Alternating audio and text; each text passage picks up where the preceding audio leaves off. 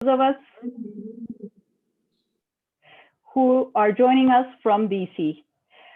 Today, we have this meeting recorded and we have our press representatives joining us for the meeting, and we'll be hearing our representatives, our panelists, but before that, we'll have our opening remarks.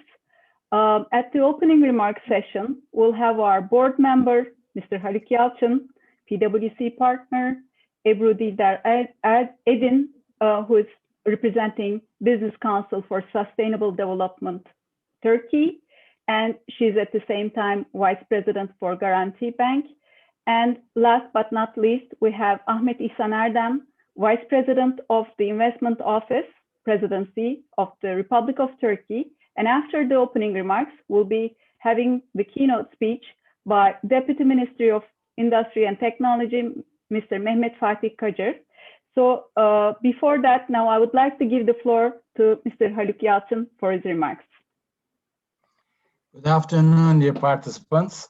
On behalf of the Board of Directors of AmCham Turkey, I would like to thank you all for your attendance to our third GVC Talks, focusing on regional trade relations with special attention on Green Deal. We are organizing this event jointly with the Presidential Investment Office and in close cooperation with Business Council for Sustainable Development Turkey. We have a group of outstanding speakers today. But first, I would like to start with a brief overview on AmCham Turkey.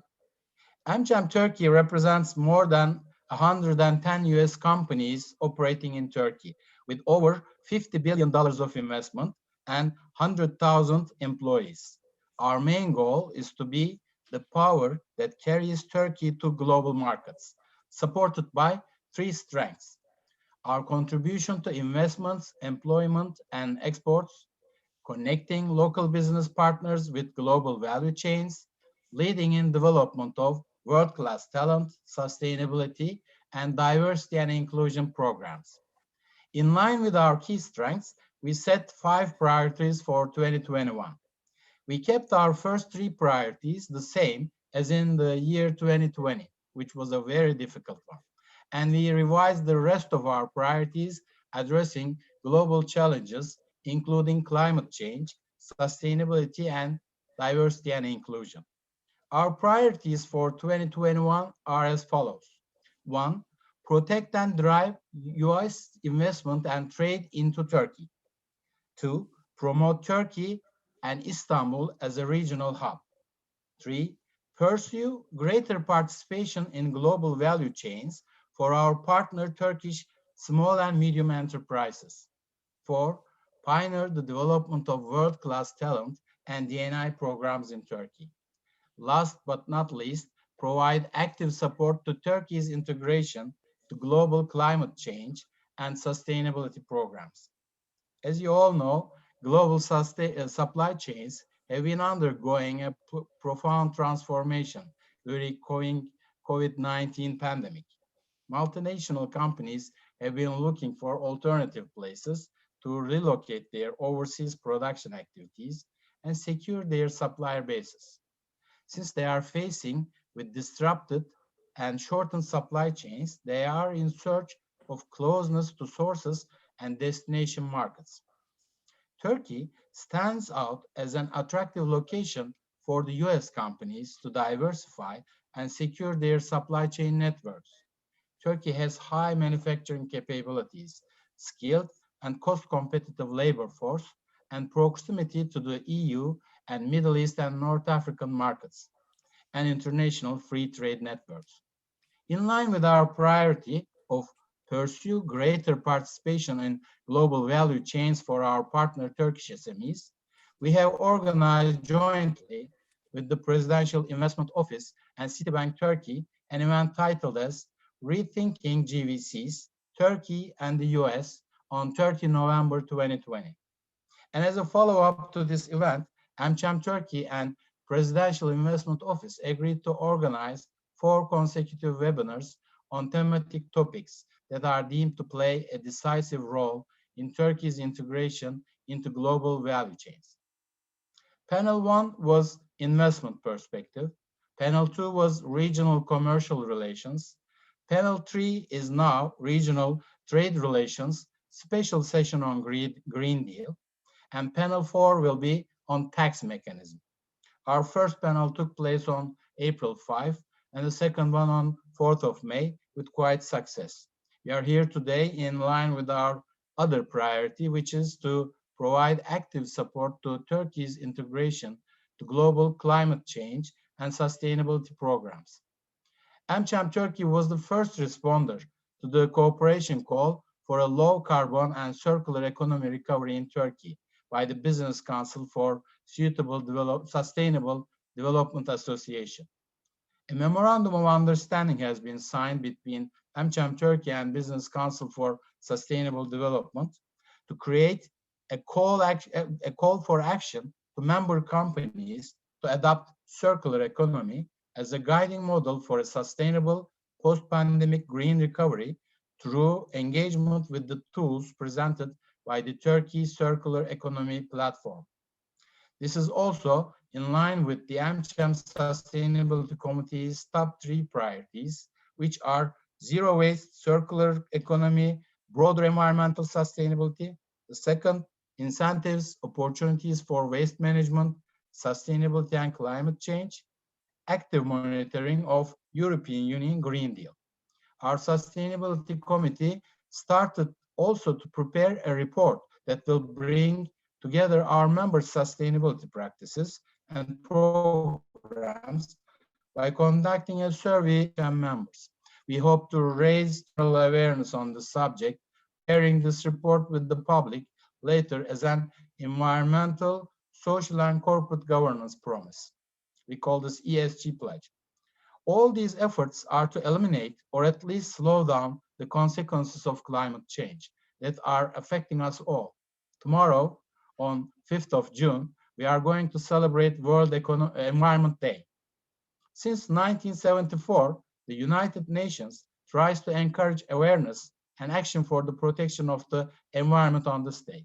Maybe not in 1974, but now we all know that if we continue like this, the resources of the world will not be enough for the next generations. Therefore, 2021 is expected to be a year in which the world's 3 main economies or trading blocs, say, Americas, the European Union, and China, will focus on tackling the climate change. European Union's policies on climate change, especially within the framework of the Green Deal, especially the border carbon tax mechanism, may have a huge effect on EU-Turkey trade relations.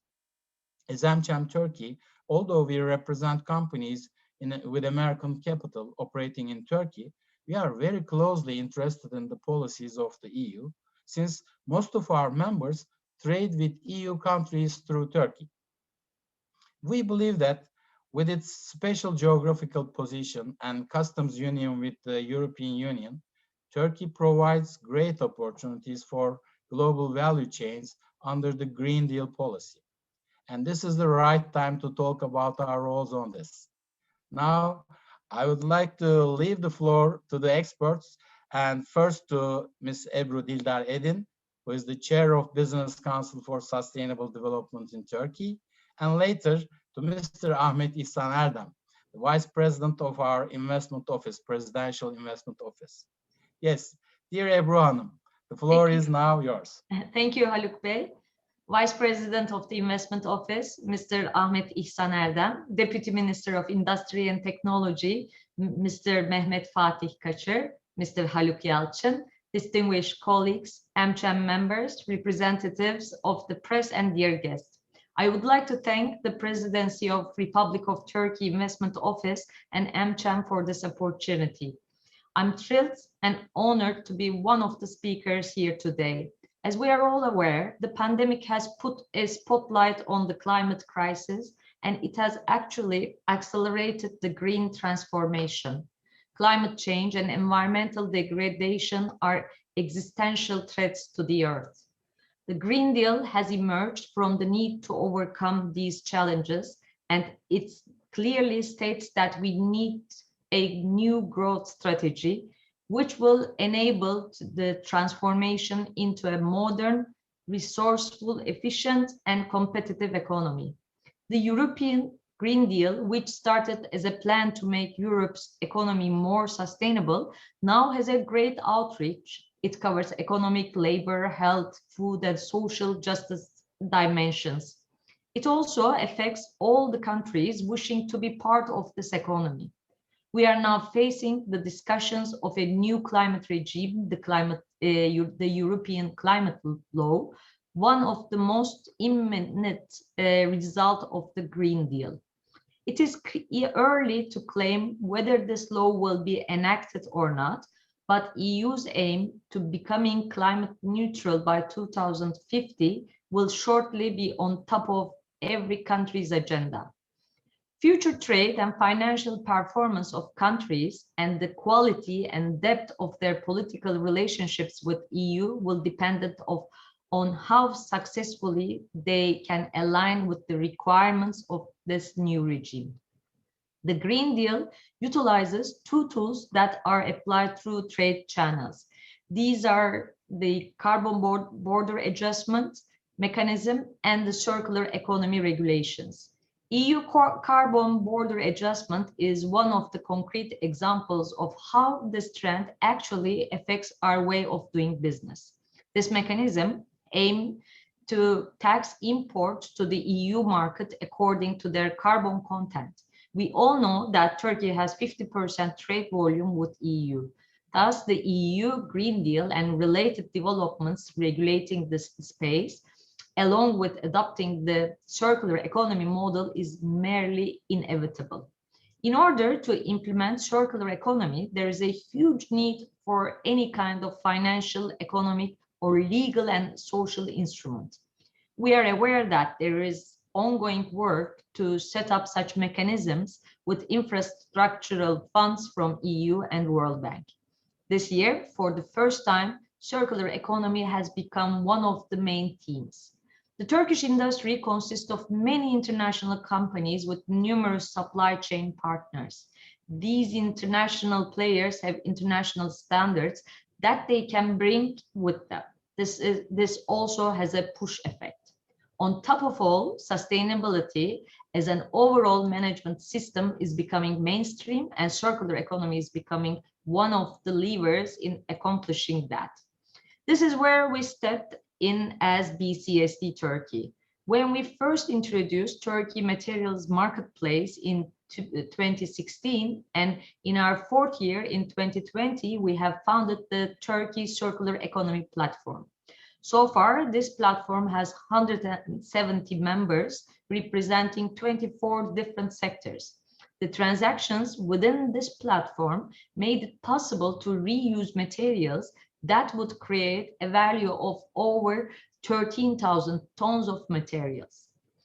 As BCST Turkey, we are a strong advocate of circular economy, and this was our drive in announcing the call for action for partnership on low carbon circular recovery of Turkey earlier this year. As AmCham being one of our supporters, we know that Turkey has a great potential.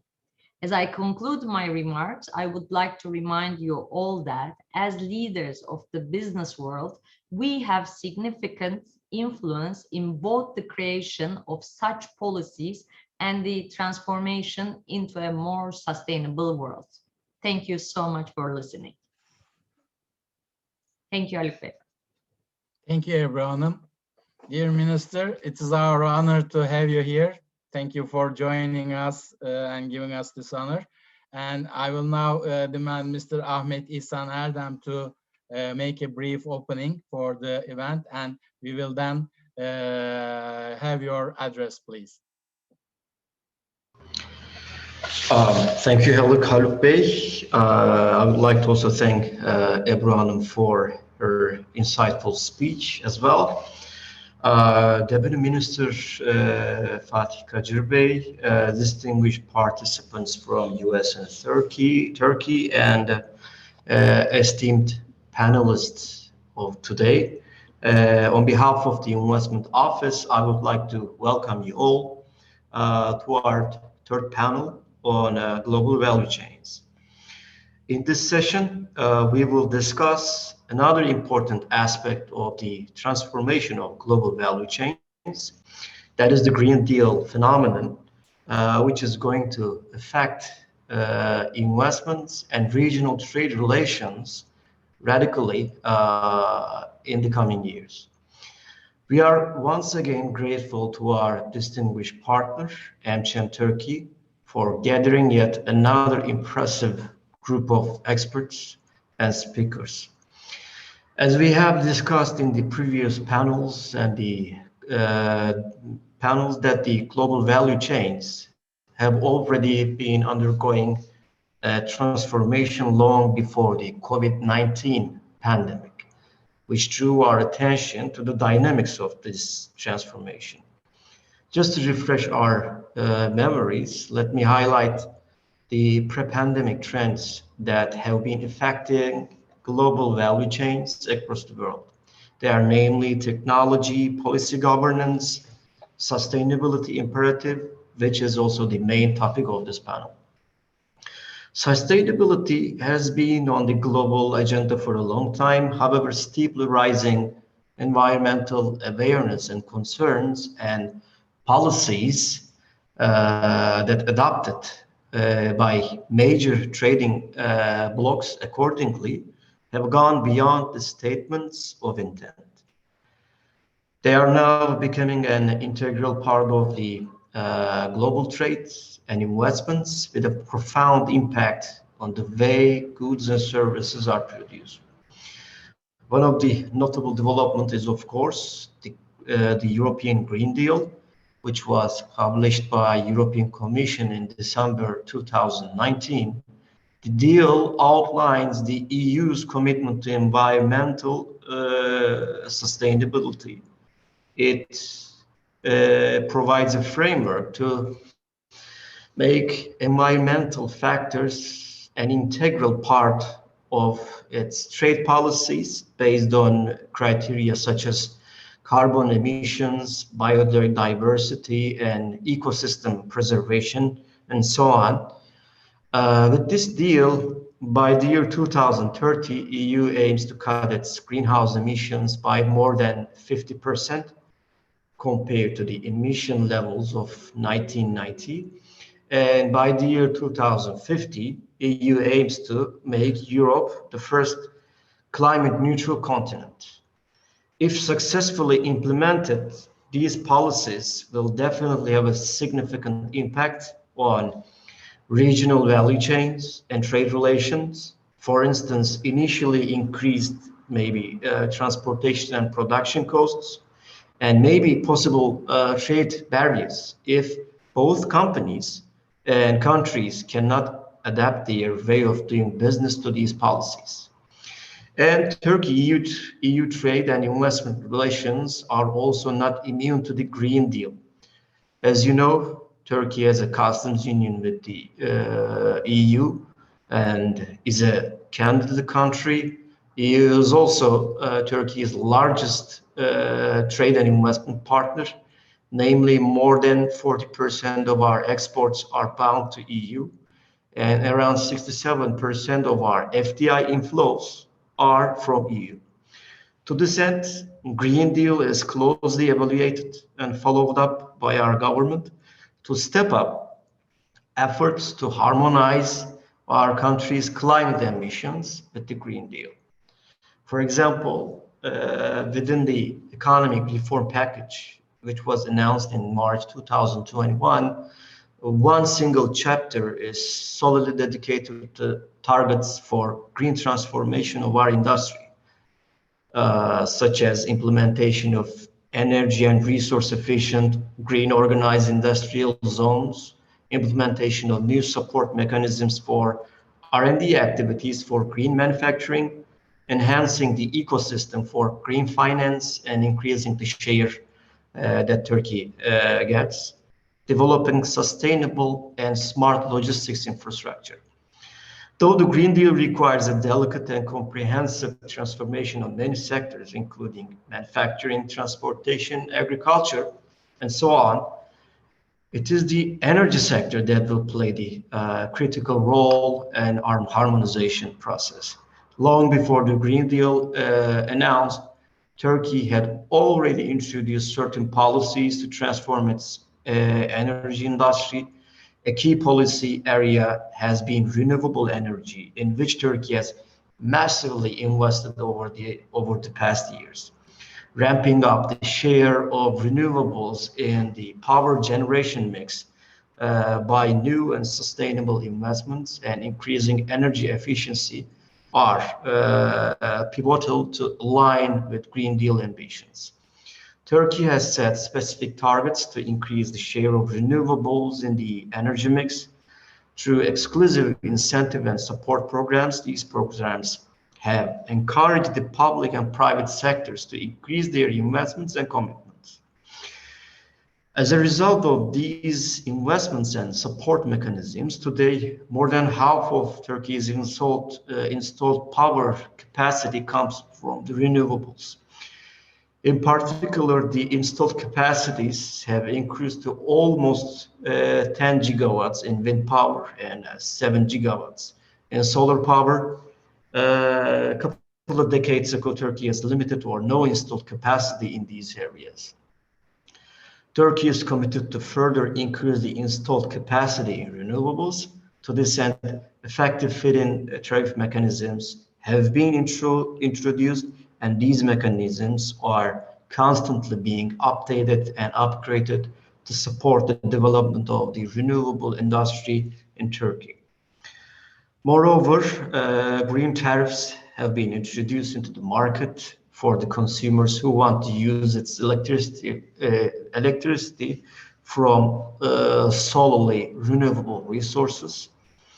The Energy Exchange Istanbul or Exist has started operating tradable green certificates market, and Turkey will continue to make sustainability an essential component of its economic development policy for sure, by supporting environment-friendly initiatives and investments. With that, I would like to end my remarks here and wish you all a productive panel. Thank you very much. Mr. Erdem, thank you very much. And Mr. Minister, almost in all attempts about Turkey's positioning for the post-COVID period and all the environmental issues, you have a very deep experience. And we are lucky enough for the group, I can tell you, we would like to hear your views about the Green Deal, which I know you are very sensitive about and very well prepared, and your views about the future, especially in the post-COVID period, our preparations as government and as Turkey. Thank you very much, Haluk Bey. Esteemed participants, I'm very pleased to meet you in this important event organized by AmCham Turkey and the Presidential Investment Office. And I extend my warmest greetings to all of you. The climate-related disasters of today, actually they break records of the last 10, 30 years, or even a millennium. And climate change has become a global threat that knows no boundaries. We do not have much time left to mitigate the adverse effects of climate change. And it's all of our duty to leave this world as a habitable place for future generations. European Green Deal sets forth the short and medium-term goals of the EU in that sense. The document involves many sub-strategies with a wide coverage. It's not only an environmental initiative, but also origins of a new international trade system. And we closely monitor the developments in the EU. We have implemented the economic reform package, as Ahmet İhsan Bey also mentioned, to ensure sustainable growth during the post-COVID era. One pillar of this package is about supporting green transformation of our industries. This is essential to ensure an inclusive and sustainable growth. As the Minister of Industry and Technology, we know that successful green transformation doesn't end with transforming the industry. We also consider it to be a change in economy, trade, and our daily habits. We collaborate with other ministries to create a roadmap that would cover the impact of the Green Deal. Within the scope of the Green Deal, exporters will meet significant liabilities. It goes without saying that sectors such as iron and steel, cement, textile, and aluminum are the most significant of those. And those are the sectors on which Turkey exports most to the EU. To create a strategy that stimulates zero carbon production in Turkish steel industry, we are currently working on a project with the European Bank of Reconstruction and Development, EBRD. We are offering other support programs to ensure the efficient use of resources and increase investments on renewables. Taking into account the incentives offered in the EU, we shall continue to revise the national incentive system. Within the scope of technology-oriented industrial movement program, we name it HAMLE program, we have issued a new call on mobility. We shall support investments, all electrical and autonomous car technologies. Hence, we aim to reduce the emissions resulting from transportation. Turkey will grow stronger in mobility vehicles and technologies. Turkey's domestic car, TOGG, will hit the road by 2022. We see the electrical cars, autonomous cars, and connected cars are rapidly becoming daily aspects of our lives. Many initiatives, particularly those evolving around TOGG, will bring Turkey worldwide success. We also witness the restructuring of global supply chains. Global companies diversify their manufacturing bases. Powerful manufacturing skills, young and competent workforce, its unique location make Turkey the rising production hub of the future. There are countless opportunities ahead. A strong coordination between the public and private sector will provide us to create new success stories in economy. Distinguished members of the sector, we offer comprehensive support programs for the development of green technologies. It is also important to design sound legislation and financial support programs while transitioning to green technologies. Financial cooperation with the EU under IPA constitutes a significant resource for our work. Under IPA, Instrument for Pre-Accession Assistance, we are currently implementing many projects on a variety of topics, such as increasing the awareness in green energy and energy efficiency, reducing carbon footprint in many sectors, such as chemistry, textile, ready-made clothing, international transportation. In addition to IPA, the EU will provide funding to necessary investments for green and digital transformation. 1 trillion euros will be reserved for financing sustainable investments in the next decade. InvestEU program and other union programs, such as Single Market, Horizon Europe, and Digital Europe, will guarantee resources and budgets. It's very important that our companies have maximum access to such financing models. As the ministry, we work to ensure our country's participation in union programs, particularly the InvestEU. We will use these funds for the green transformation of our industry. Distinguished participants, as I conclude my remarks, I would like to state that we support the European Green Deal as well as other international initiatives to mitigate the adverse effects of climate change. We consider them as an opportunity to adopt a low carbon production globally. In the new economic order, we should no longer let the climate issue remain a crisis. We should focus on new opportunities, adopt a holistic approach for green transformation. Thank you very much. Thank you very much, Mr. Minister. Aslı Hanım, now you can organize the round table, which is up in the air. We are not around that round table, but we have great guests to enlighten us about the topic. Yes, the floor is yours. Thank you, Haluk Bey. Today we have from the audience all over the world. We have listeners from Canada, from US, from Azerbaijan, and also from Germany. And now I would like to give the opportunity to start our session. I'm sure they're all excited to hear the discussion. Didem Eryar Ünlü from Dünya newspaper will be moderating the session. And we have our panelists all distinguished from their area. So I would like to leave the floor to Didem Eryar Ünlü for her to be able to introduce the panelists and start the session. You're on mute. Sorry. Thank you very much. We have listened to very informing and inspiring opening remarks on the impacts of European Green Deal. Yes, the Green Deal is a new growth model on the path to net zero emissions based on circularity, renewable energy, and low carbon economies and industries. And Turkey, one of the leading countries in terms of volume of trade with the European Union, is required to examine this transformation in every sector, including public, private, and finance. So we have very valuable participants, speakers, who will cover the impacts of the Green Deal from different angles.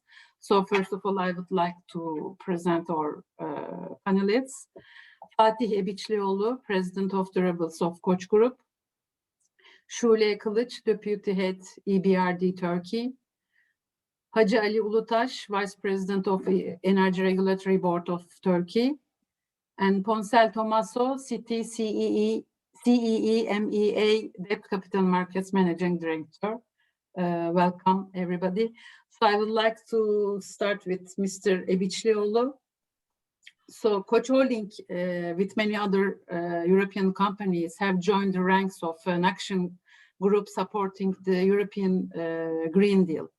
And you also sit in the directory board of Arçelik, and Arçelik is Europe's second largest white goods company by market share, and the industry leader in the Dow Jones Sustainability Index household durables category.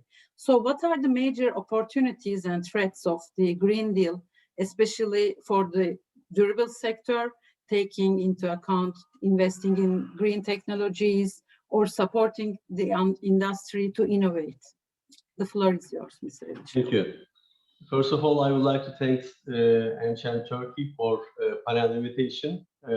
Coming to your question, I would like to start with the first EU Green Deal initiatives, and then second part, the home appliances industry effect around this topic. First of all, we should accept that the EU is the world's largest economic area as a whole, and EU performance and leadership are the key to the global recovery after the pandemic. Despite all issues, we are still candidate country for the EU, and we have a custom union agreement with the EU, and we will definitely remain as one of the most important trade partners of the Europe. EU announced Green Deal as a new growth strategy. They are trying to reshape the legislative framework, including the trade policy, to align strategies of its trade partner towards a greener economy. I believe that new policy will help to safeguard the competitiveness of the EU industries. The EU's green transformation objectives constitute the main pillar of their recently announced new industry strategy. In the communication of this new strategy on May 5th, the Commission accepted the fact that the EU must leverage its privileged relation with its closest neighbors to secure its strategic autonomy. Considering our country's geographical proximity, manufacturing capacity, and level of alignment with the EU legislation, Turkey stands here as the greenest and strongest partnering option for EU. COVID-19 has been at the top of the world's agenda since February of the last year. Global supply chain has been severely affected due to demand fluctuation and changing consumer behavior. Clearly established network of supply chain was not ready to be able to support such a change. It has been 1.5 years now. However, supply chain problems are getting more serious while everyone was expecting an improvement. In terms of consumer behavior, it's a new world now. As a consumer, we're literally locked at home. Shopping was shifted online. Hygiene expectations from all products have significantly increased. Changes in the daily routine have created a new bonding between the customer and their homes. In addition to that, significant changes are observed in consumer expectation in terms of sales and communication channels. New priorities arise during this transformation, such as online after-sales and marketing channels and contact-free delivery. Under these circumstances, EU is acting boldly and promptly in committing the necessary amount of funds to support European economies, which will have significant positive impact on global rebalance as well. The EU's 7-year long-term budget, coupled with next generation EU mechanism, will be the largest stimulus package ever financed through the EU budget. A total of $1.8 trillion will help rebuild the post-COVID-19 Europe. These funds will be used to projects that accelerate the green and digital twin transition. Around 30% of the budget will be allocated to fight climate change. This is the highest share ever in the EU budget. The green transition is formulated as the backbone of European economic resilience. Now, I would like to talk about the Turkish appliances industry. Turkey is the second largest manufacturer of the appliances after China. Product compliance, conformity of the production, compatibility to the environmental standards are very critical for business. Turkish regulations are all in line with the EU legislation in order to be a competitive player in appliances field. At this point, as appliance manufacturer, we are taking important steps for environment-friendly production. Our products and energy efficiency practices are following the related EU regulations. One of the most important transitions of the industry is EU new energy label regulation for white goods. The regulation is in force since first quarter of this year. All manufacturers in Turkey have been investing in new platforms for the last 3 years. This investment will allow us to compete in the EU market. Another transition is taking place in the area of circular economy. It is a significant priority for appliance industry with promising business opportunities ahead. We are actively working on sustainable product initiative under Commission's work plan, which aims to empower consumer in this green transition and enhance participation of consumer in circular economy. We have to adapt ourselves to this transition as early as possible in order to remain as competitive force in appliance industry. Considering EU share in Turkey's export, public-private consultation and coordination will be playing a key role when adapting to rapidly changing market rules and trends. We believe that overarching action plan must publish as soon as possible, and it should be implemented through an effective steering mechanism. As we know, climate crisis is a global problem, therefore, its solution requires global effort. These efforts can only succeed by considering cross-regional and cross-sectorial perspective. The CEO Action Group for European Green Deal is an excellent example for such a solution partnership. It seeks to mobilize business to firmly commit toward achieving targets of the Green Deal while taking their options in formulation and implementation of critical legal actions. Koç Group is the only Turkish company and the non-EU member of the group. So far, we have been able to contribute to proposal of this valuable initiative. Turkish stakeholders must be more active in such international consultation platforms. Currently, the EU is working a proposal to impose a carbon border adjustment mechanism on imported goods. These regulations has potential to be game changer for many actors in world economy. The EU aims to stop companies moving outside the EU to avoid emission standards, which is known as carbon leakage. We have submitted our official position on this to the EU through related channels. We have example that many Turkish exporters are performing better than their European rival in terms of sustainable development goal.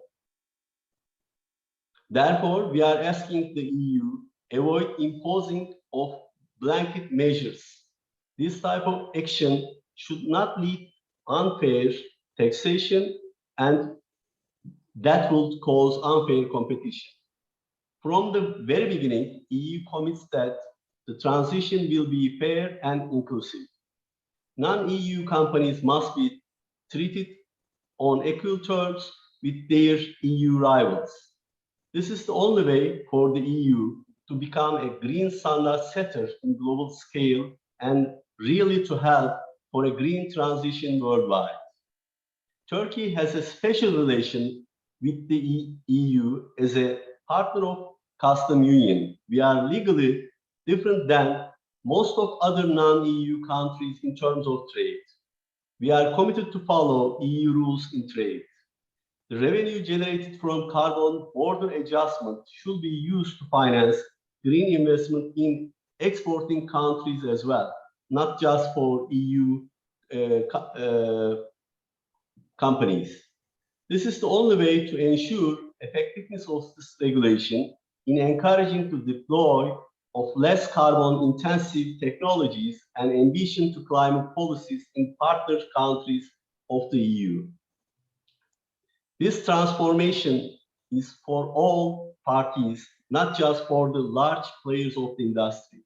Therefore, I think it is very important to support our small and medium-sized enterprises for their rapid integration to EU environmental and social governance principles.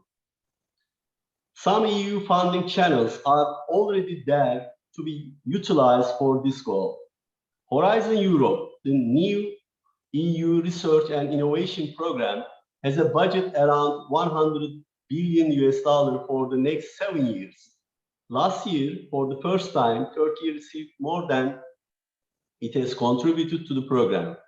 I believe that we can get better results in the future. I would like to conclude by reiterating the most significant issue in Turkey and EU relations. We must start to talk for modernizing our custom union agreement as soon as possible. All the studies show that this will be a very positive agenda for both sides. Thank you.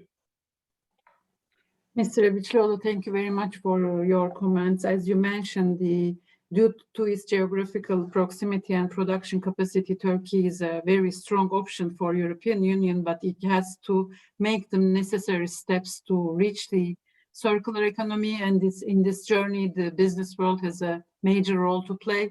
As you mentioned, the CEO Action Group is a very important step in this process. Thank you very much. Thank you. My second question will be for Şule Kılıç, EBRD Turkey Deputy Head.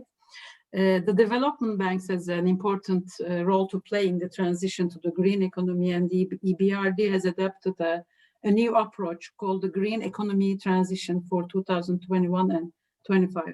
So I would like to ask you about this new approach. How will it support the transition to low carbon economy and contribute to more resilient economies? The floor is yours. Thank you. Thank you very much, Didem Hanım. Firstly, I'd like to thank very much to AmCham and Presidency Investment Office for the organization of this event.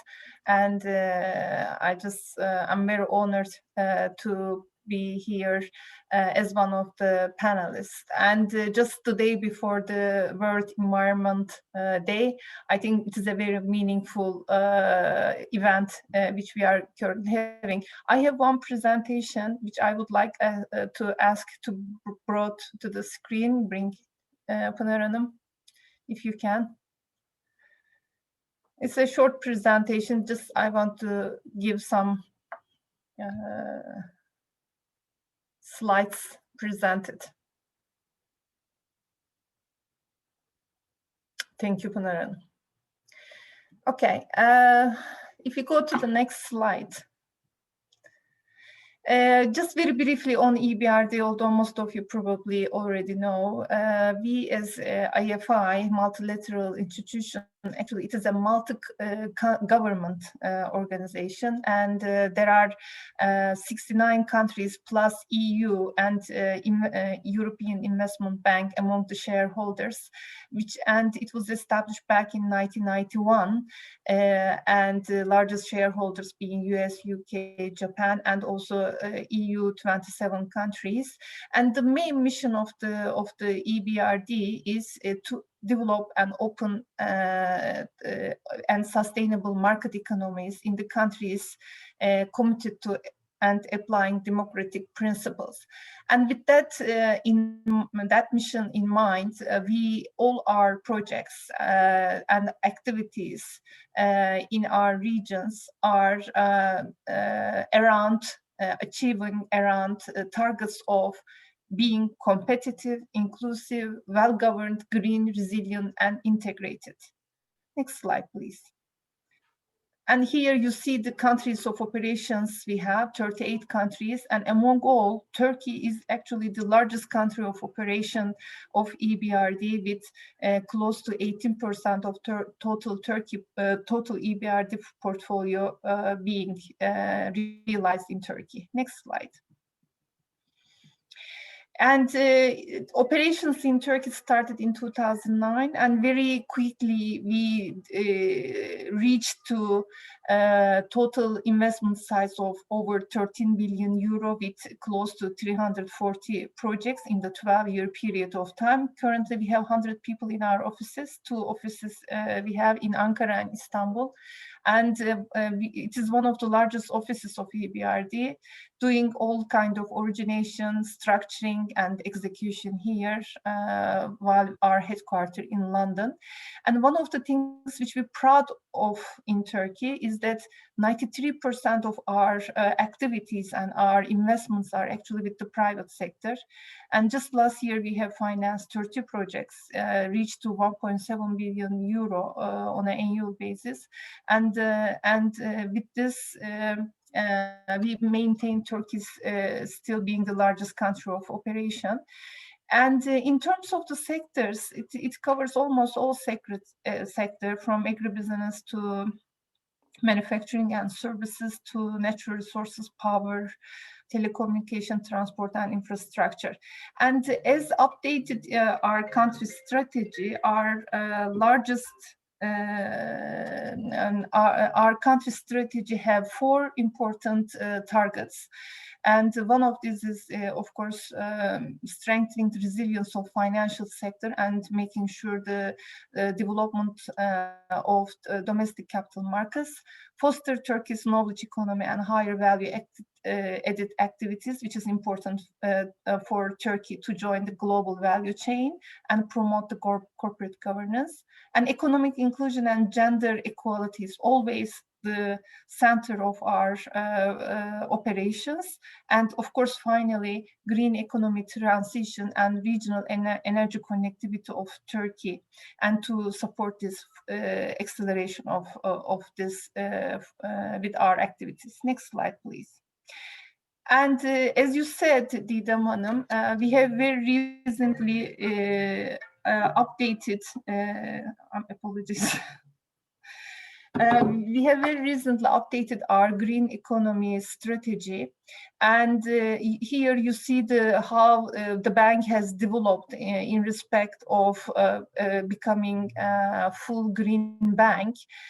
Initially started with the energy efficiency and financing of renewable, but over the years with the importance of climate resilience, resource efficiency, also the bank has evolved and increased the percentage of investments we are doing on an annual basis in the green projects. And as of now, I can say that more than 46% of our total operations are actually financed the green projects, or any project with the energy efficiency, low carbon roadmap, or climate resilience objectives. Next slide, please.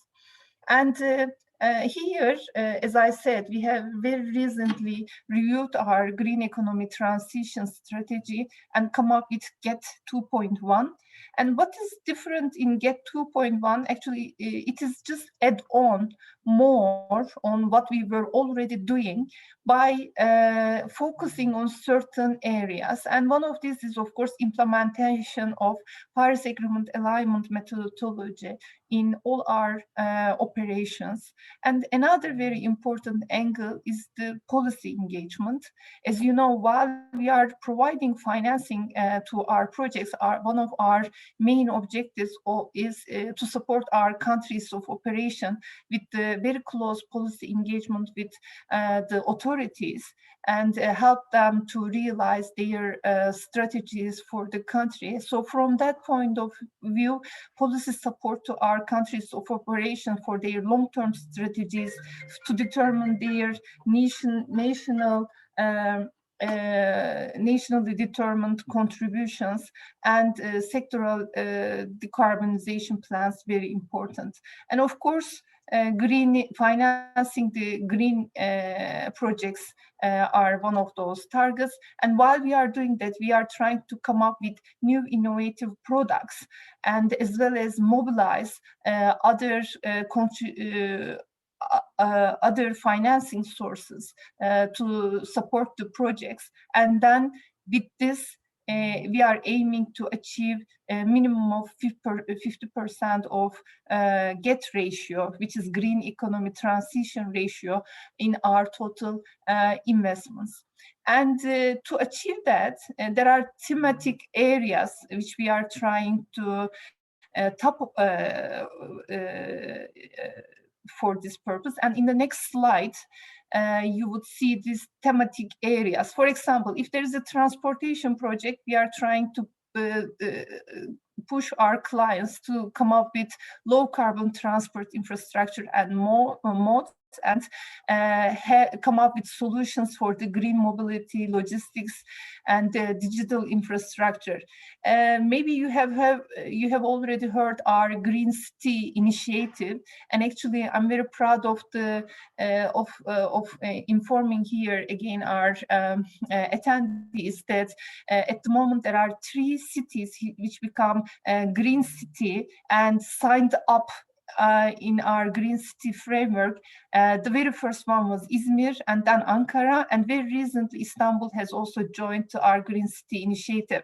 With this, the aim is again to support our municipalities to develop their Green City action plans and finance their projects to achieve those targets which has been included in the Green City action plans. Another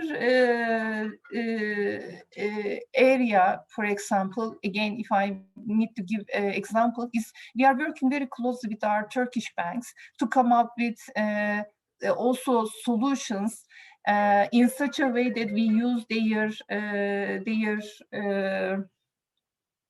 networks for the SMEs and COBIs to realize their green investments. You may have heard the TURSEF, MITSEF type of products, which we have worked very closely with our Turkish banks to also reach out to COBIs and SMEs. Next slide, please. And here you see that in Turkey, we have actually a very strong track record. And until now, out of over 13 billion euro investments we have done since 2009, we have achieved 6.2 billion euro with the green track record and green transition impact, which reaches to 45% of our total Turkey portfolio. And I think next slide would also show you our very close cooperation with Minister of Energy, Minister of Environment, and to achieve this green agenda.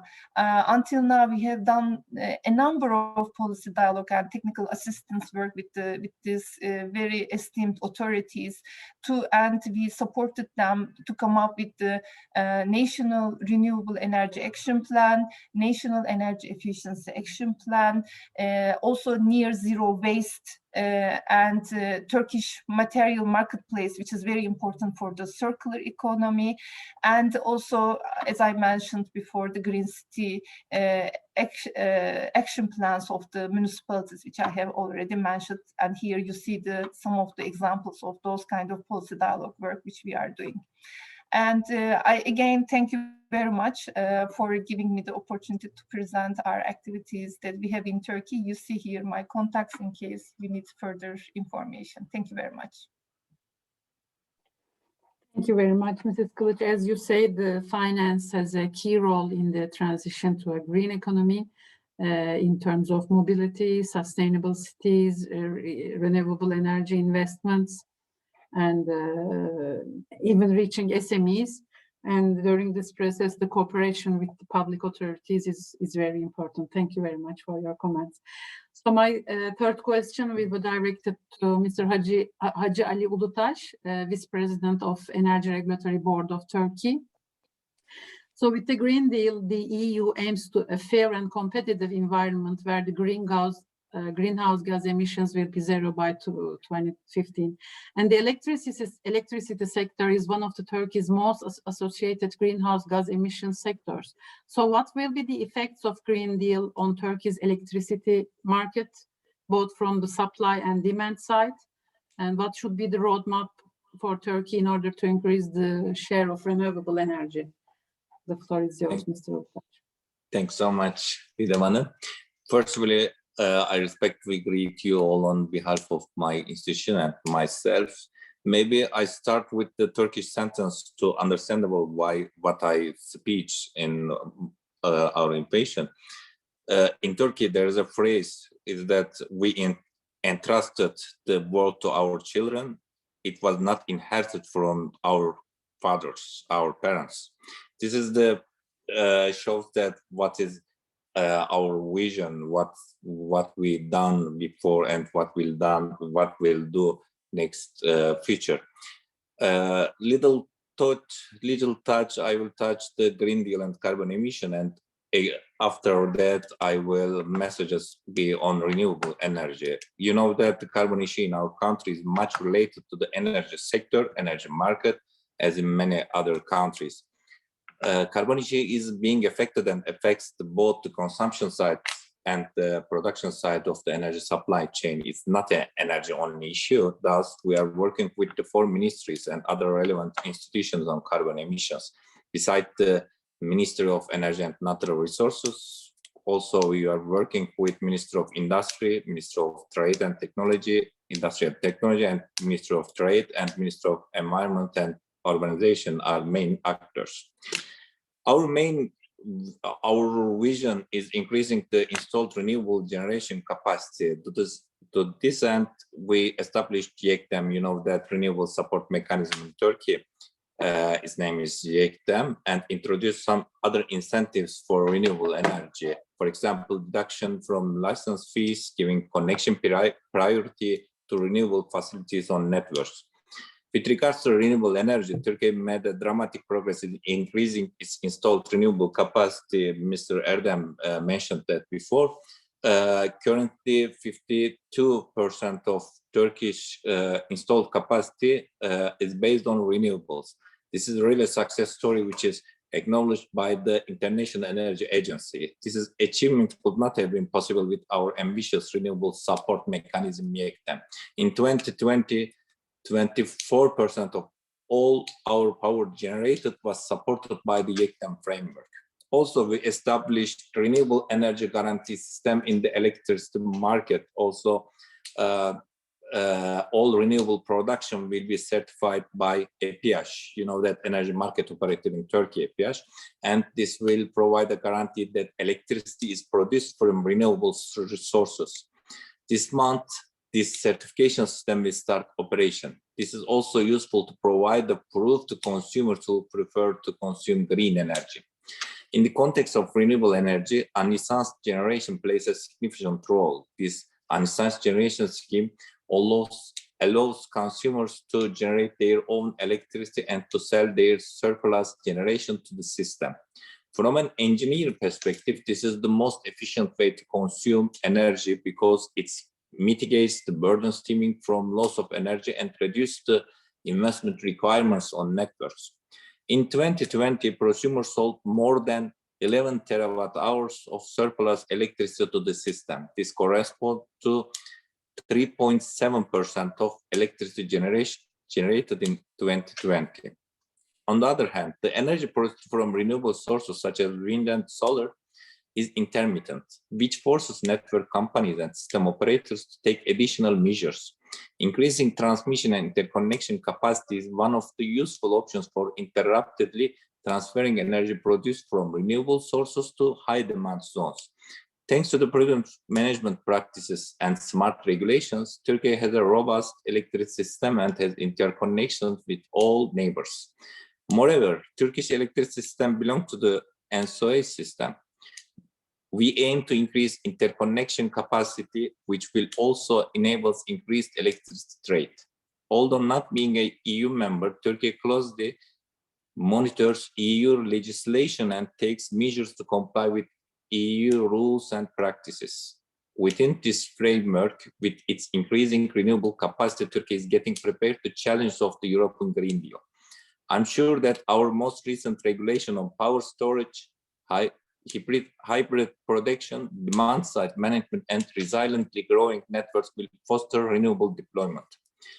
While closing my intervention in my capacity as the Vice President of Energy Market Regulatory Authority, I would like to say that we pursue an open-minded dialogue with the market participants and investors, conduct a dynamic communication to better understand their needs, and take immediate actions accordingly.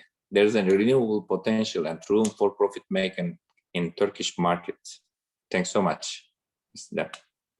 Thank you very much, Mr. Ulutaş. As you mentioned, ERDEM has a very important role, is very important in order to support the renewable energy sources. And Turkey shows its ambition in the development of renewable energy. And it has a potential and it has to realize this potential. Yes, maybe also I share these sentences. Maybe you know that the renewable resources area, which established by Energy Ministry, the Minister of Energy and Natural Resources, also you know that the new ERDEM mechanism will be opening after the July of 2021. Mm-hmm. Thank you very much. Thank you. So my third question will be for Mr. Ponsel Tomaso from Citi Debt Capital Markets Manager Director. So we mentioned the role of the financial sector, the development banks, and now we'll talk about the role of the financial sector. It has a transformative power in financing the green transition. And all over the world, we see an important increase in the investment, ESG investment, socially and environmentally responsible investments. So, and all over the world, the banks are also rapidly transforming their portfolios, and the part of fossil investment are decreasing. So what will be the effects of Green Deal on financial sector? The floor is yours. Thank you, Didem Hanım, and thanks to the panelists and to the participants. It's a pleasure to be here today. I'm delighted to represent Citi, but I'll perhaps speak on behalf of our firm, but also on behalf of the broader financial sector, and perhaps touch on some of the things that are going on across capital markets, equity and debt. I think it's interesting. Obviously, we've touched a lot on the Green Deal from a in terms of how it impacts the supply chain and how it impacts corporates in Turkey, but everywhere. It's a really critical part of the way banks think about the issue as well, right? Because frankly, stage 3 emissions are a critical part of what we have to think about when we think about our loan provisions. So some of the issues that the Green Deal brings through as a demand side program are interesting because they relate to things like data quality and understanding and just tracking, right? So we have a large portfolio, and part of the exercise for us is tracking what is green, what is social, what is sustainable, and having trust in the data that we ourselves own. A lot of the time that we are spending internally at the moment is measuring our baseline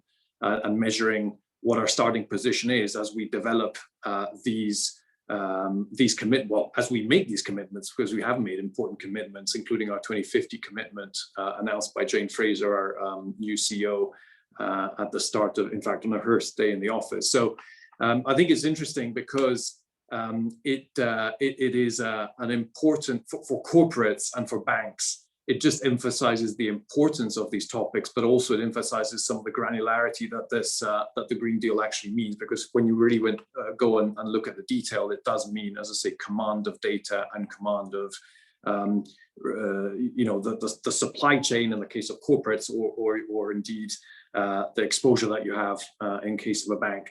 A lot of work being done there, and a lot of investment being done there, which I think is going to be ultimately valuable to us in a broader sense. Just to make a couple of comments from a city perspective, we've got a 1 trillion, an updated 1 trillion target in terms of our overall exposure by 2030. That includes both arrangement of finance, so in the form of raising debt and equity capital for our clients, as well as loan provisions. So it's a comprehensive and ambitious target for 2030. But it also specifically includes a 500 billion target with respect to our environmental finance program. So that's a sort of sub target within our 1 trillion target, and that's been revised upwards meaningfully. If you allow me to sort of go beyond the Greens program and just think about what the EU is telling us and what is applicable from the Green program in terms of a broader and global push, I think it's very important to think about the supply side of this equation, right? The provision of capital. So the provision of capital, I think, is going to be at least as big a push for corporates around the world, corporates, banks, all of us around the world. Why is that? Because I think the asset manager community, which frankly is an even bigger part of the provision of finance compared to the banking sector, you know, the asset management business is a bigger supplier of capital globally, much bigger supplier of capital globally than the banking sector, is really focused on this. And that's largely, for the time being, a voluntary exercise. I think it's interesting. When it comes to demand side program, it's really been, let's say, imposition from a sort of governmental perspective and regulation. When it comes to the financial markets, so far, all of the activity has been voluntary. And it's been commercially driven because I think investors are fighting for capital to invest. They're looking for capital from their clients, their customers, from people like us, looking to invest our money for the future of our children. And a critical component of this has been, you know, to be able to market funds that are ESG compliant. And so the one area of regulation that has existed, I would say, has been in relation to, again, this point about data. You know, what are you allowed to present as ESG compliant, and what are you allowed to present as a truly ESG friendly fund? And this is where, you know, EU regulation, again, has been at the forefront and I would say pioneering. And they've obviously put forward important disclosure programs that sort of certify a minimum standard when it comes to marketing of funds. But I think what is interesting, however, is that as I say, the asset management community and the banking community is largely adopting these targets on a voluntary basis, and really trying to now develop a thinking around these. There was initially a lot of reliance on third parties in terms of tracking of behavior, but I think increasingly there is a desire at each individual institutional level to develop their own, you know, a philosophy and a thinking and a thought process which is individual and specific. So that's quite important. I think the other piece of the puzzle is governments. Governments are financing themselves increasingly from a green perspective. So a lot of green bonds. If you look at the EU's own program, the Next Gen program launched in response to COVID, 30% of that financing will come from the issuance of green or ESG bonds. That's a very large amount of capital, so that will create financial assets for ESG funds to invest in, which is important. But obviously, that will create capital availability on the demand side, which is obviously very focused on a certain type of compliant capital expenditure. Something I think is also important is the way banks are going to be focusing on, banks and asset managers are going to be focusing on developing their strategy. The strategy, there's some very clear low-hanging fruit when it comes to the transition and the improvement of our portfolios. There are what we call low to hard to abate sectors. Obviously, sort of the energy sector, for example, the mining sector, the coal sector. These are all sort of difficult areas, but there are also areas where there is some relatively with relatively limited investment, you can achieve a lot in terms of improvement.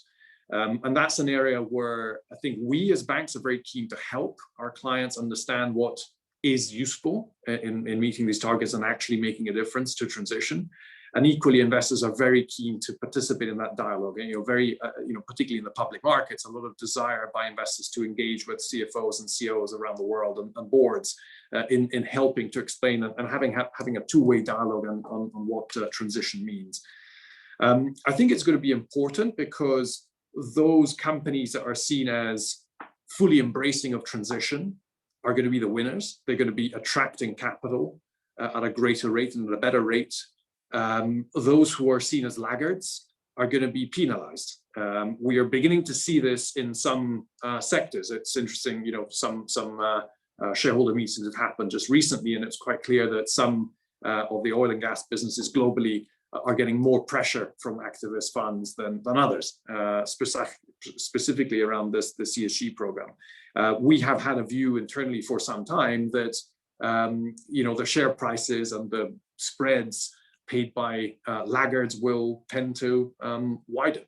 And so whilst the focus till quite recently of investors and of corporates and banks has been on the issuance, for example, of a green bond, it's become much more about a philosophical transition and making sure that the entire company and the entire thinking of management is transitioning.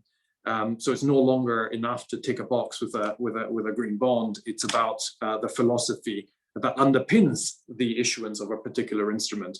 And by the way, I should congratulate Fatih Bey and the Arçelik team for a very successful green bond issuance just recently, which is a debut for the country. And I think actually was one of the reasons why Arçelik actually got a subsequent upgrade. So congratulations for that as well. But I think that Arçelik is one example, but there are several others. Obviously, earlier this year, Vakif Bank, Ziraat Bank, but many of the banks, frankly, have internalized these ideas and been really at the forefront of these developments in Turkey. TSKB is obviously a very successful issuer of green and sustainable bonds, and but all of the banking sector, including Garanti, of course, with Ebrahim, have been very important proponents of this. And I think there's an understanding and a visibility that Turkey has as really, with its blue chips, as really being at the forefront of this transition. And this is the kind of thing that investors want to see more and more of. And this is not just, it really isn't just about the banks. The banks, as I say, are rightly or wrongly a smaller and smaller part of the puzzle when it comes to financial markets. It's much more importantly the way investors, institutional investors, are thinking about these topics. So yes, I've spoken a lot. I will perhaps pause but I think just reflect on some of these conclusions, which, as I say, from my point of view, include really this idea of improvement in quality of data sourcing, and how do we actually track our behavior, both as financial investors, but also on the corporate side as users of the capital. How do we think about what's going on globally? Asset managers, much more so than banks.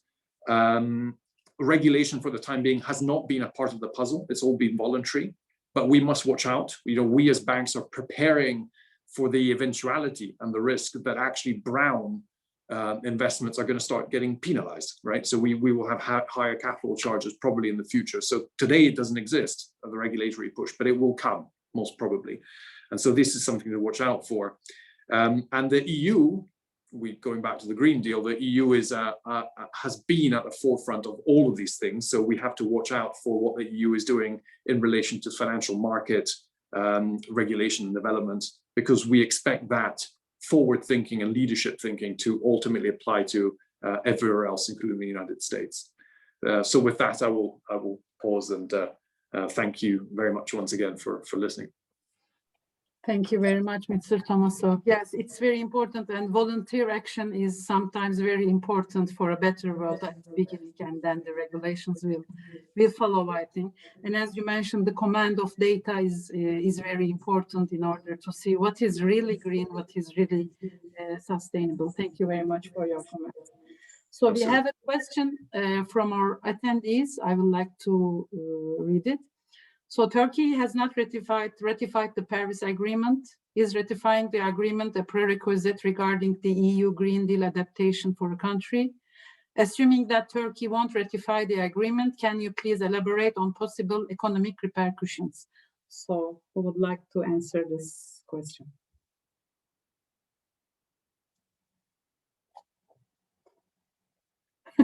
No one. I'm afraid I don't feel I'm qualified to do so, but I would if I could. Maybe these questions for vice presidents of investment, also maybe the deputy minister of the industry, maybe, but we are regulatory for this reason. This is not under our responsibilities, but this is the very tricky questions for our ministry, also maybe our government. But you know that if we don't sign this Green Deal, maybe we use this Green Deal aims to our vision and our facilities.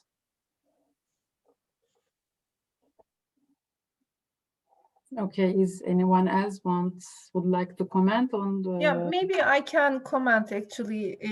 I mean, we have been explained the reasoning of this because, you know, that Turkey has been considered as developed country in the annex of the Paris Agreement, and this puts the Turkey in a disadvantageous position to receive climate financing. However, whenever we are talking with the authorities, we are hearing the message, as Hacı Ali Bey said, that all the strategies of the authorities at the moment towards achieving targets which were already put in place in the Paris Agreement. And actually, Turkey is also moving towards those targets. What is important to mention here is, of course, as Turkey, we need to define our nationally determined contribution targets. And this needs to be clearly stated in all, all kind of places, so that at least this doesn't put Turkey in a disadvantageous position. What is really important here, for example, as EBRD, whatever project we are doing in Turkey, we are checking whether it is Paris Agreement aligned. And if not, we are trying to come up with the solutions to make the project Paris Agreement aligned and putting certain targets and action plans in order the project to improve, for example, to have low carbon economy, circular economy targets, energy efficiency targets, and so on. And of course, here we are trying to also bring concessional financing, climate financing to support this kind of investments, because we know that some of those investments to be made are not really yet economically viable investments. And we are trying to support our clients with those things. And I'm expecting that Paris Agreement rectification would help to attract those fundings, donor fundings or financings even more. And I'm very hopeful that our authorities soon will find a solution around in order to achieve those, because I think as Turkey we are doing everything to achieve those targets, even if not yet rectified. Yes, thank you very much, and especially the private sector, the business is very active and effective in its steps to reach the targets of Paris Agreement. At this point, I would like to turn Mr. Ebiçlioğlu. Arçelik has just newly published its 13th sustainability report, and the target is to reach net zero emission until 2015. So, and this target is approved by Science-Based Targets Initiative. So what will be the role of technology in reaching the targets? Before answering your question, also I would like to touch the previous question you just raised. There are a few countries in the world not signed this, not ratify this Paris Agreement actually. We already signed, but ratification, as Şule mentioned, there is some issues, government bodies negotiating with the counterparties to solve those problematic areas. But I think the private sector or the government or everyone aware of how much important to ratify this agreement for private sector. I think most probably we are going to solve this problem in a very short time period. This is my thought about your question. Coming back to your question regarding to Arçelik target, I would like to highlight that Arçelik has a target to reach net zero emission as of 2050. Arçelik scope 1, 2, 3 emission reduction are approved by science-based target, not the net zero emission targets. So the science-based target are generally accepted as an interim milestone to reach net zero as of 2050. We believe we can reach that target by 2050. We need new technologies, new innovations, actually new components and materials in order to reach that target level. But I just highlight a couple of examples in our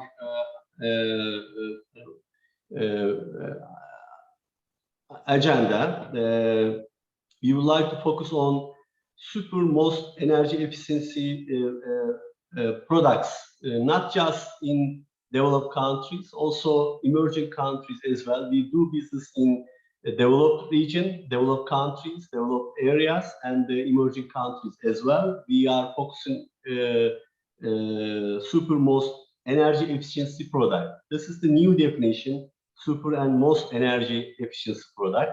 We would like to focus this area. It's very important for us.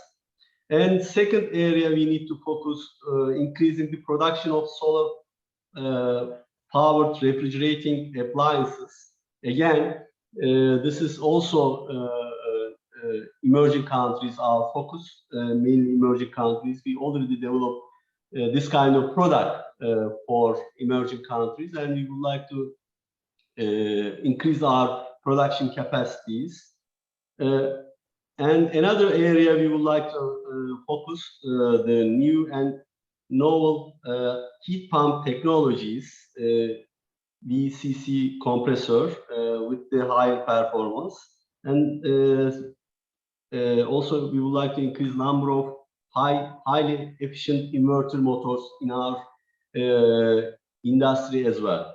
Maybe the last thing I need to highlight, we would like to phase out fossil fuels to electrification. This is our aim to reach our target by 2050s.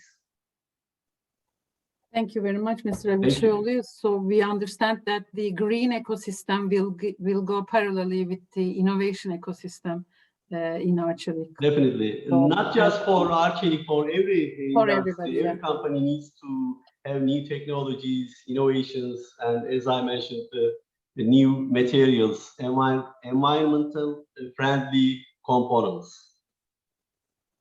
Thank you very much. Thank you for your comments.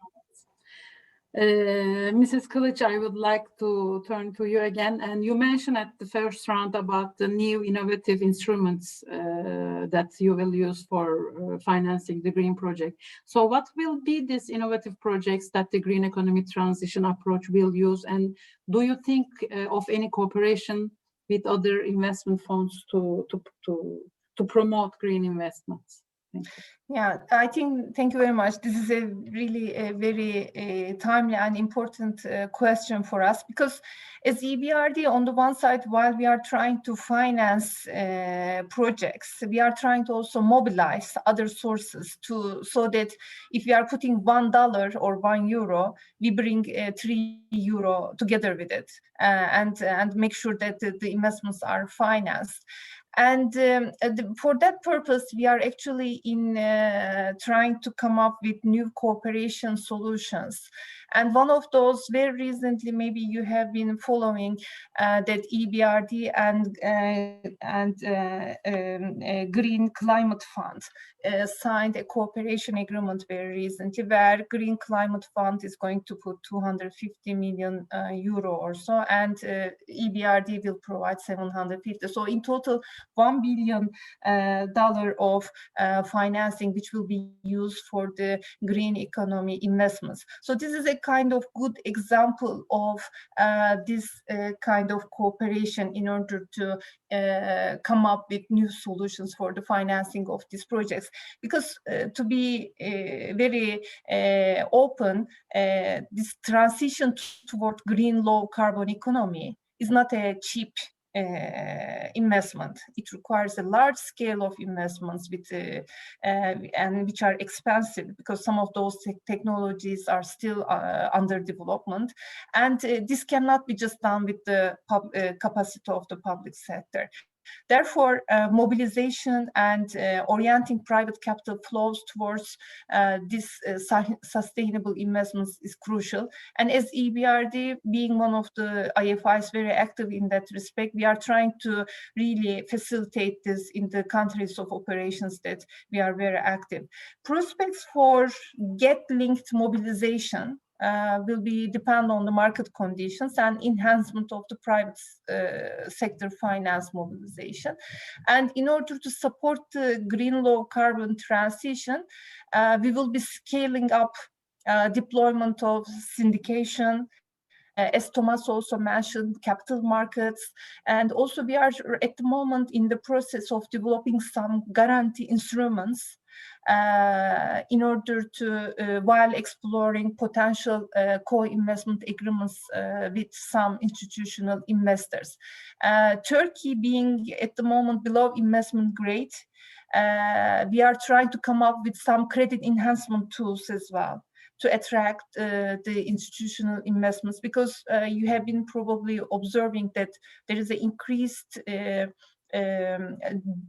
supply by our corporates and companies to issue bonds in the capital markets. And we see that some of them are with the green or sustainable link. And these products will be very important going forward as well. And so that's why as EBRD, we are trying to come up with certain solutions with guarantee instruments or credit enhancement solutions to mobilize these capital market products, green bonds, sustainable linked bonds or loans into Turkish markets, so that the projects have their green angles increased, green ratio increased, and get targets achieved. Or even if there are projects which doesn't have those solutions incorporated yet, with the motivation of receiving this kind of financing, we are expecting that it will help the companies or projects to increase their green share. Thank you. Thank you very much. So we understand that the role of different corporations and different innovative products and instruments will increase in the coming years to reach a common goal and to reach sustainable solutions. Thank you very much. My third question will be going to Mr. Ulutaş.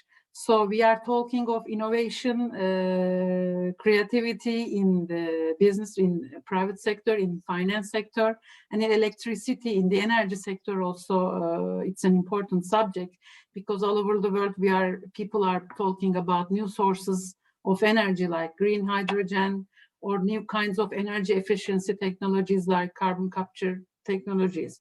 So what would you say about these new developments and what's the position of Turkey? Thank you.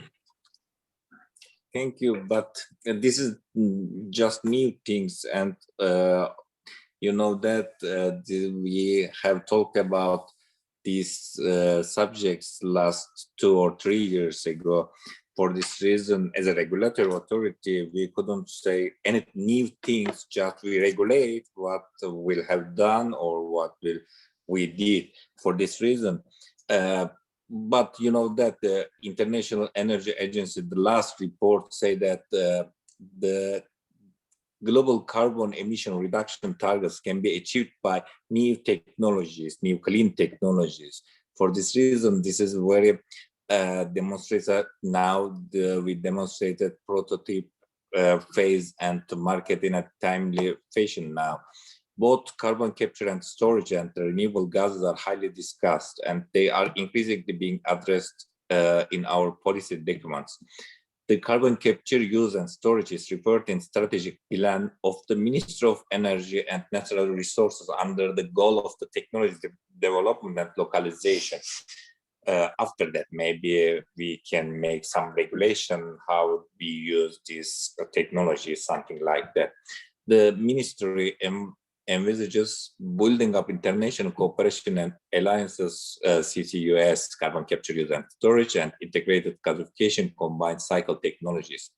Turkey started a project that the aim of the using hydrogen through mixing with the natural gases as a part of decarbonization efforts. In ERDEM project, I remember it was started in Konya with some distribution companies on natural gases. So far, a laboratory of which all its needs, its energy needs is supplied from the solar panels, wind turbines, and the fuel cells was set up for producing green hydrogen. Conducting safety tests for mixing hydrogen with the natural gases, injection the mixture to the grid, and use of its as home appliances are other goal of this project. Following the R&D studies, hydrogen is expected to be used in natural gas system networks by 2025. The proportion of the hydrogen can be reached to 10% is our expectation. There is no commercial application now or investment in either carbon capture or green hydrogen in Turkey so far. What we expected that both can be considered as greenfield as areas to invest in Turkey. Maybe we wait for the R&D projects and some investors to study of these subjects in Turkey. Thanks so much. Thank you very much. As you mentioned, there are new concepts, new technologies, and we will work for it for them and not try to be late. Thank you very much. And my question will be going to Mr. Tommaso. So Citibank has made a 10-year commitment in 2014 to finance and facilitate $500 billion in activities that provide environmental benefits and reduce the impacts of climate change. So what were your focus areas and what are your focus areas now? And how did you measure and how do you measure the impact of these investments? Thank you.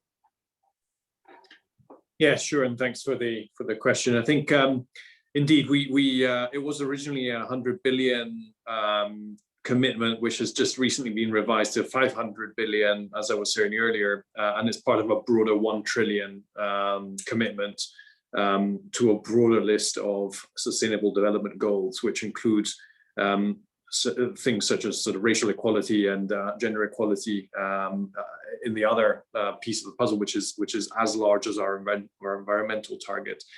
So the focus area really, I mean, the critical and major parts of the program for us will be renewable energy and clean technology, water conservation, and sustainable transportation. So that's really the sort of the core areas of what we will be focused on.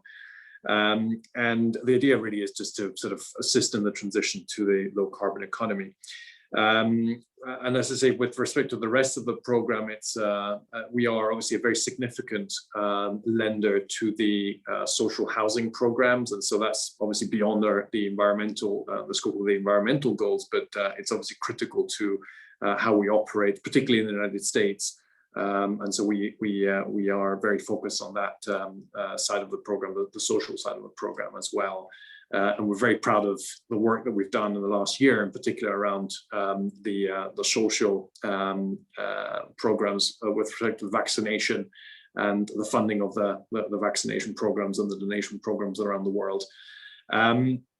We are also part of the, under the auspices of the UN, we're part of a net zero alliance of banks. 43 banks have signed up to a commitment to a number of things, including obviously the 2050 commitment to net zero.